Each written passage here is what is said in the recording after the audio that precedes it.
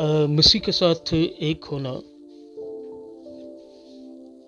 सिलसिला अव्वल, सच्चाई और हकीकत। ये सफ़ा नंबर 2 है। मुसन्निफ़ हैं जब पुटकॉक साहब, जबकि प्रोड्यूसर इमानुएल असलम साहब, आवाज़ में शादात शौकत।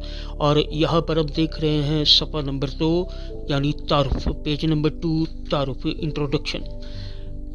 रूह और ज़िंदगी, स्पिरिट एंड लाइफ। जब हम मसीह में तरक्की करते हैं तो हम मुख्तलिफ रूहानी मौसमों में से गुजरेंगे।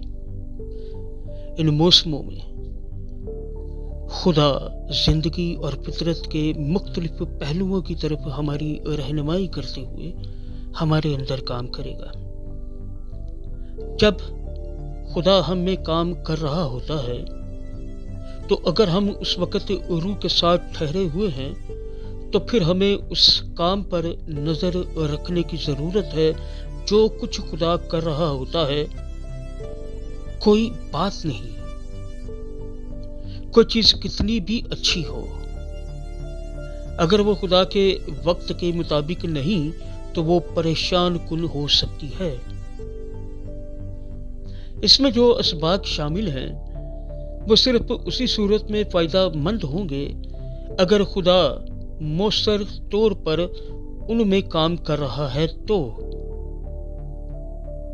चुनांचे हम किस तरह मालूम कर सकते हैं कि खुदा इस वक्त किसी को मसीह के साथ एक रूह होना सिलसिले के साथ इस्तेमाल करना चाहता है। यीशु की बातें रूह और ज़िंदगी हैं। ये बुनियादी बल्कि लाजमी सच्चाई है जिस पर हम खड़े हो सकते हैं।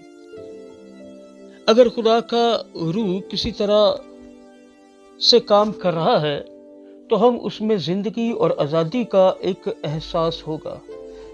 बस मसीह के साथ एक रूह होना के सिलसिला की इस्तिलाहात में अगर आप ज़िंदगी पाएं तो उनमें गोता लगाकर जिस कदर मुमकिन हो ज़िंदगी और बरकत हासिल करने में आज़ादी महसूस करें।